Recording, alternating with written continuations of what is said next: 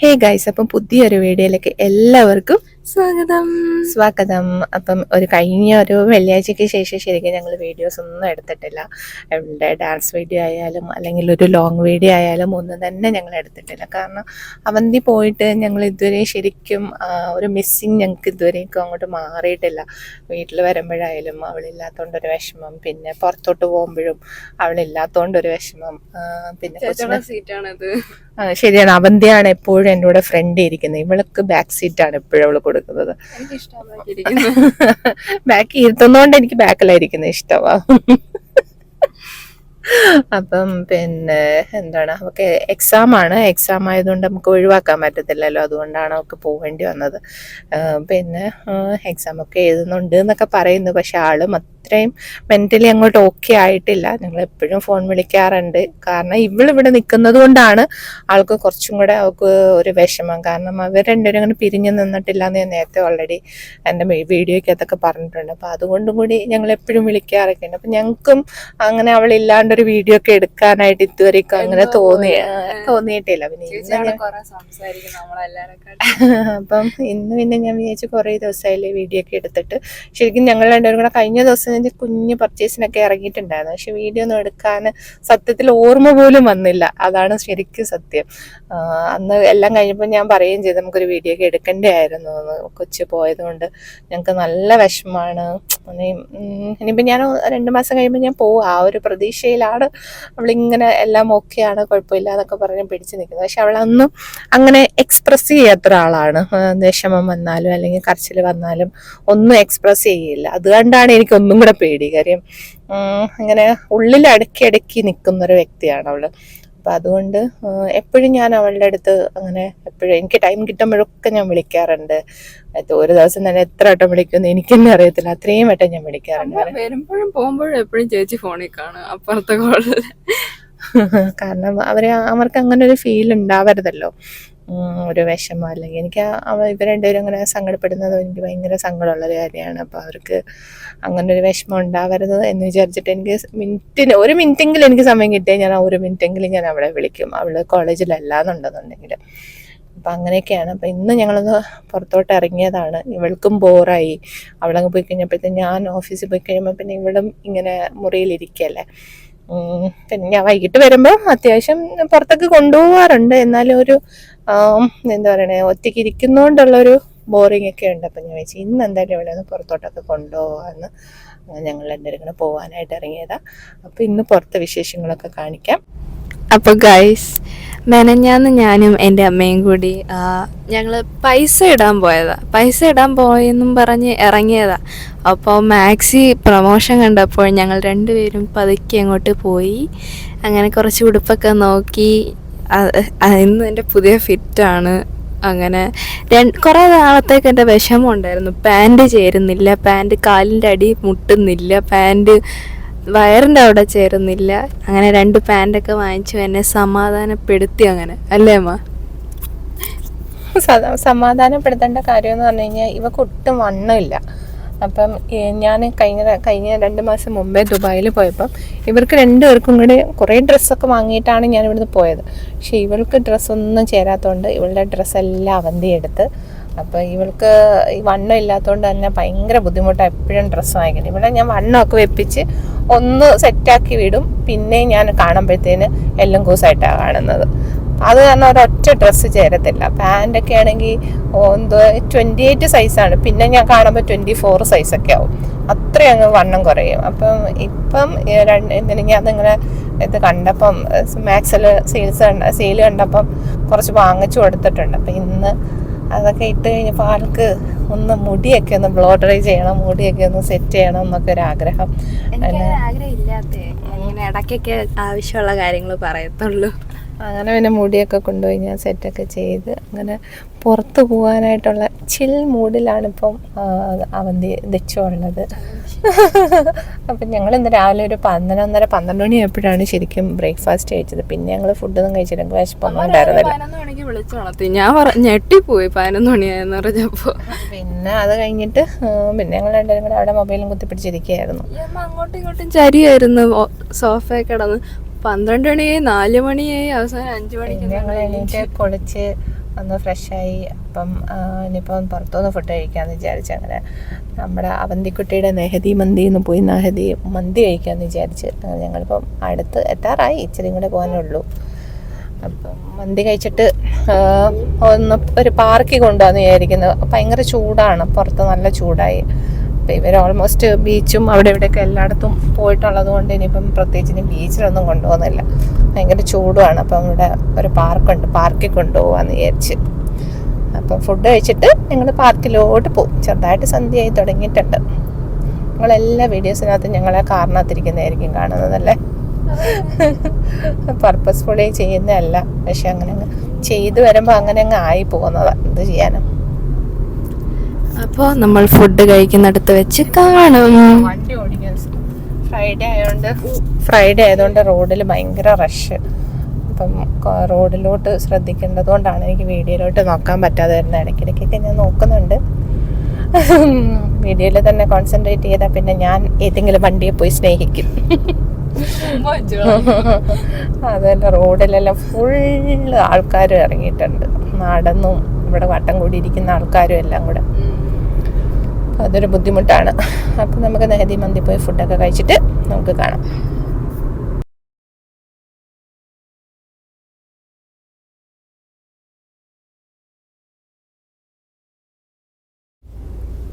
ഞങ്ങൾ നല്ല രീതിയിൽ മന്തിയൊക്കെ അടിച്ച് തട്ടിയിട്ടുണ്ട്. തട്ടി എനിക്കങ്ങ് ഇട്ട്, ഞാനൊന്നും അറിഞ്ഞില്ലെന്ന് വിചാരിച്ചേട്ടാ. പക്ഷെ മൊത്തം കഴിച്ചേട്ടോ. അവൾക്ക് വിശപ്പുണ്ടായിരുന്നു, എനിക്കും വിശപ്പുണ്ടായിരുന്നു. ഞങ്ങൾ രണ്ടുപേരും ഫുഡൊക്കെ കഴിച്ച് കുറച്ച് ടേസ്റ്റായി, അത്രയേ ഉള്ളൂ. പക്ഷെ അവിടെ ഇരുന്ന് വീഡിയോ എടുക്കാൻ പറ്റത്തില്ലായിരുന്നു കേട്ടോ, കുറേ ആൾക്കാരൊക്കെ ഉണ്ടായിരുന്നു. അപ്പോൾ അതുകൊണ്ട് ഞങ്ങൾക്ക് അങ്ങനെ അധികം വീഡിയോ ഒന്നും എടുക്കാൻ പറ്റിയില്ല. ഞങ്ങൾ അവിടെ നിന്ന് ഇറങ്ങി ഇനി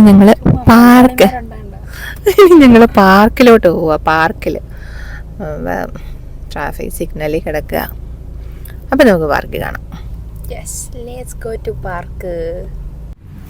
ഞങ്ങളിവിടെ അടുത്തുള്ളൊരു പാർക്കിൽ കയറി. ഇവിടെ വെട്ടമില്ല, ഞങ്ങളതുകൊണ്ട് തന്നെ ഈ പാർക്കിൽ ഉള്ള വെട്ട സ്ഥലത്ത് ഇവിടെ അങ്ങ് കിടന്നു. എന്ന് പറഞ്ഞാൽ കിടന്നു, ഒരു മെത്തയും ഒരു ബ്ലാങ്കറ്റും ഒക്കെ ഇട്ടാൽ കൊള്ളാമായിരുന്നു. കിടന്നു ഞങ്ങൾ രണ്ടുപേരും. ഞാനില്ല, അമ്മയെ കിടക്കുന്നു. ആൾക്കാരെല്ലാം ഓടുകയും ചാടുകയും എക്സസൈസ് ചെയ്യുകയൊക്കെ ചെയ്തുകൊണ്ടിരിക്കുക. ഞങ്ങൾ രണ്ടുപേരും മന്തിയും കഴിച്ചിട്ട് ഇവിടെ വന്ന് ഇവിടെ ഇങ്ങനെ പറഞ്ഞങ്ങ് കിടന്നേന്നുമില്ല, വെട്ടത്തിന് വേണ്ടി കിടന്നു. ആൾക്കാരാ പാർക്ക് നിറച്ചു ആൾക്കാർ. എല്ലാവരും എക്സസൈസ് ഒക്കെ ചെയ്യുക. എക്സസൈസ്, ഓടുന്നു, ജോഗിങ്, സ്കേറ്റിംഗ് വരെ ഉണ്ട്.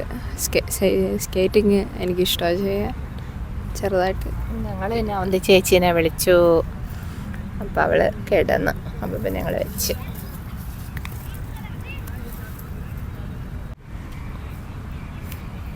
ഇതെല്ലാ സ്ഥലത്തും ആൾക്കാരിങ്ങനെ വന്നിരിപ്പുണ്ട്. വെട്ടം നോക്കി ഇരിക്കണം. ഞങ്ങൾ ഒരു വെട്ടം നോക്കി ആൾ കുറവുള്ള സ്ഥലത്ത് ഇവിടെ വന്നിട്ട് ഇരിക്കുകയാണ്.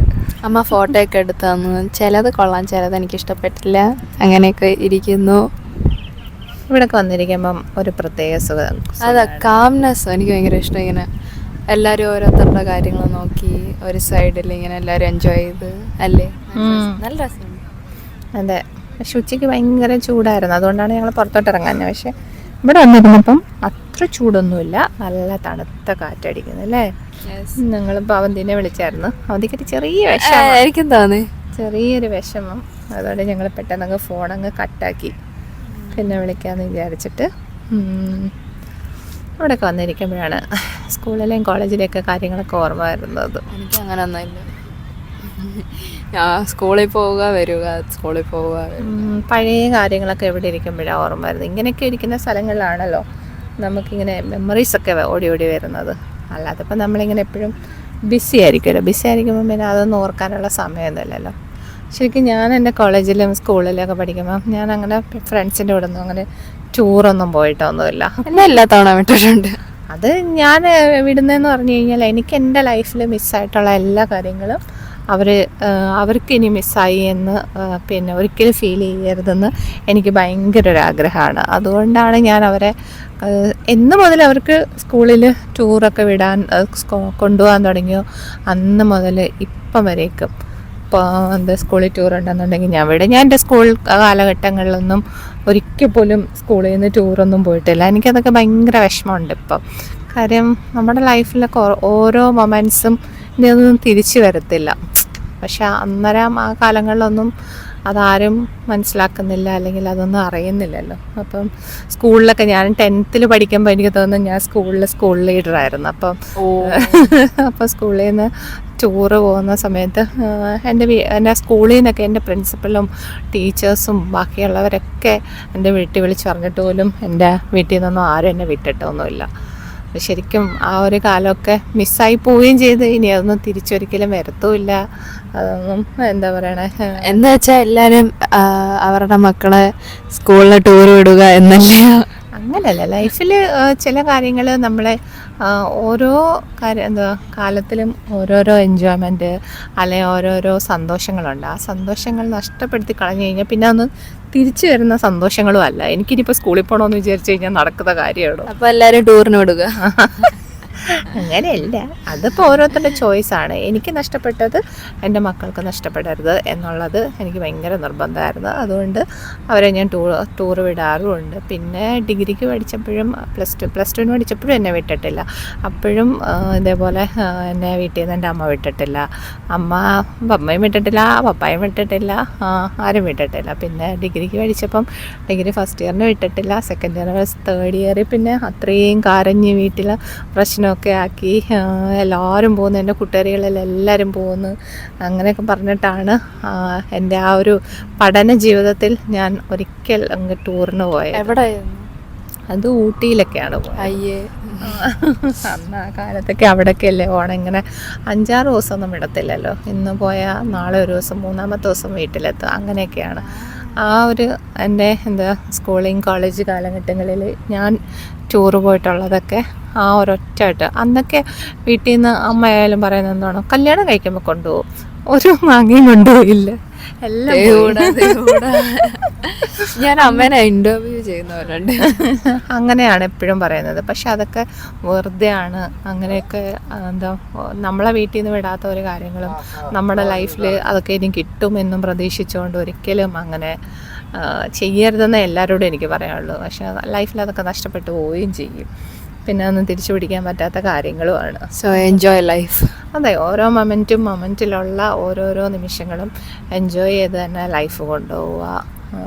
എനിക്ക് ഒരുപാട് കാര്യങ്ങൾ അങ്ങനെയൊക്കെ ഓരോരോ കാര്യങ്ങൾ നഷ്ടപ്പെട്ടു പോയിട്ടുണ്ട്, ഒരുപാട് കാര്യങ്ങൾ. പക്ഷെ അതൊക്കെ ഇപ്പോഴാണ് ഞാൻ റിയലൈസ് ചെയ്യുന്നത്. റിയലൈസ് ചെയ്തപ്പോഴത്തേന് കാലങ്ങൾ ഒരുപാട് വൈകിപ്പോയി, ഒന്നും തിരിച്ചു പിടിക്കാൻ പറ്റാത്ത കാലങ്ങളോടായി. അപ്പം എന്താ പറയുന്നത്, അതുകൊണ്ട് തന്നെ ഇവരെ രണ്ടുപേരെയും, ഇവളായാലും അവന്തിയായാലും സ്കൂളിലായാലും കോളേജിലായാലും നമ്മുടെ ഫ്രണ്ട്സിൻ്റെ കൂടെ കിട്ടുന്ന സന്തോഷം ഒരിക്കലും നമ്മുടെ പേരൻസിൻ്റെ കൂടെ കിട്ടത്തില്ല. പേരൻസിൻ്റെ കൂടെ കിട്ടുന്ന സന്തോഷമായിരിക്കത്തില്ല ഒരിക്കലും ഫ്രണ്ട്സിൻ്റെ കൂടെ കിട്ടുന്നത്. അപ്പോൾ ഇവർ രണ്ടുപേരുടെയും കൂടെ കിട്ടുന്ന സന്തോഷമായിരിക്കത്തില്ല ഒരു പാർട്ട്ണറിൻ്റെ കൂടെ കിട്ടുന്നത്. അപ്പം ഇതിനെല്ലാത്തിനും ഡിഫറെൻറ്റ് വാല്യൂസും ഓരോരോ ഡിഫറെൻറ്റ് ടൈപ്പ് ഓഫ് സന്തോഷവും ആയിരിക്കും ഉണ്ടായിരിക്കുന്നത്. അപ്പോൾ ആ ഓരോ കാലങ്ങളനുസരിച്ച് നമുക്ക് ജീവിച്ചില്ലെങ്കിൽ അതെല്ലാം പലതും നഷ്ടപ്പെട്ട് കഴിഞ്ഞിട്ട് പിന്നെ അയ്യോ ഇതൊക്കെ എനിക്കത് കിട്ടിയില്ല എന്നാലോചിക്കുമ്പോൾ നമുക്ക് വിഷമം വരും. എനിക്കിതിനകത്ത് ഒരുപാട് കാര്യങ്ങൾ നഷ്ടപ്പെട്ടു പോയിട്ടുണ്ട്. ഇപ്പോൾ ഫ്രണ്ട്സിൻ്റെ കൂടെ ആണെങ്കിലും ടൂറൊന്നും പോയിട്ടില്ല, സ്കൂളായാലും കോളേജായാലും ഒന്നും പോയിട്ടില്ല. അപ്പോൾ അതൊക്കെ എൻ്റെ ലൈഫിൽ ഏറ്റവും വലിയൊരു നഷ്ടങ്ങളാണ്. ഇപ്പം നമ്മുടെ വീട്ടിൽ നിന്ന് നമ്മൾ ഇപ്പം കൊച്ചിലെ ഞാൻ ഒരുപാട് ചെറുതായിരുന്നപ്പം എൻ്റെ ഫാദർ മിലിറ്ററിയിലായിരുന്നതുകൊണ്ട് പപ്പയുടെ കൂടെ കുറേ കറങ്ങിയിട്ടുണ്ട്. പക്ഷെ അതൊന്നും എനിക്ക് ഓർമ്മ പോലും ഇല്ലാത്ത കാര്യങ്ങളാണ്. ചെറിയതിലെ അല്ലെങ്കിൽ ഡൽഹി പോയി, അല്ലെങ്കിൽ ബോംബെ പോയി, അല്ലെങ്കിൽ ജമ്മു പോയി, എന്ത് കാണാനാ. ഞാൻ തന്നെ ഈ ഇടയ്ക്ക് അറിയുന്നു നമ്മ ഇത്ര എടുത്തു പോയ എന്നിട്ടൊരു ഒന്നും ഓർമ്മയില്ലേ. അന്നൊക്കെ ചെറുതല്ലേ. അപ്പം പിന്നെ ആ ഒരു ഇതിലെന്ന് പറഞ്ഞു കഴിഞ്ഞാൽ ഒന്നും നമുക്ക് അതിനെക്കുറിച്ചൊന്നും വലിയൊരു ഐഡിയ ഒന്നും ഇല്ലല്ലോ. പിന്നെ വളരെ ചെറുതായിരുന്ന സമയത്ത് അപ്പം അങ്ങനെ പോയിട്ടുണ്ട് എന്ന് മാത്രമേ നമുക്ക് പറയാൻ പറ്റുള്ളൂ. അല്ലാണ്ട് നമ്മുടെ ലൈഫിൽ അതിനെക്കുറിച്ച് അങ്ങനെ ഒരു എക്സ്പീരിയൻസ് ഒന്നും പറയാൻ എനിക്കൊരു ഓർമ്മയേ ഇല്ല. പിന്നെ ഫോട്ടോയിലൊക്കെ കാണുമ്പം പിള്ളേരോട് പറഞ്ഞു കൊടുക്കുക, ഇതായിട്ട് അമ്മ അവിടെ പോയിട്ടുണ്ട് എന്നൊക്കെ പറയാം എന്നുള്ള അല്ലാണ്ട് ലൈഫിൽ വലിയ ഒരു ഇതൊന്നുമില്ല അന്ന് പോയത്. അതുകൊണ്ട് നമ്മളെ വീട്ടിൽ നിന്ന് കിട്ടാത്ത, അല്ലെങ്കിൽ കോളേജിലൊക്കെ പഠിക്കുന്ന സമയത്ത് നമ്മുടെ വീട്ടിൽ നിന്ന് തരാത്തൊരു സന്തോഷം നാളെ ഒരു കല്യാണം കഴിക്കുന്ന ഒരു വ്യക്തി കൊണ്ടുപോകും, അല്ലെങ്കിൽ ആ വ്യക്തി ഈ സന്തോഷങ്ങളൊക്കെ തരും എന്ന് പറയുന്നത് വളരെ ശുദ്ധ മണ്ടത്തരാണെന്നേ ഇപ്പം എൻ്റെ ജീവിതത്തിൻ്റെ എക്സ്പീരിയൻസിൽ ഞാൻ പറയുള്ളൂ. അതുകൊണ്ട് ഓരോ സമയത്തുള്ള ലൈഫിലെ ആ ഒരു സന്തോഷം അനുഭവിച്ച് തന്നെ ജീവിക്കുക.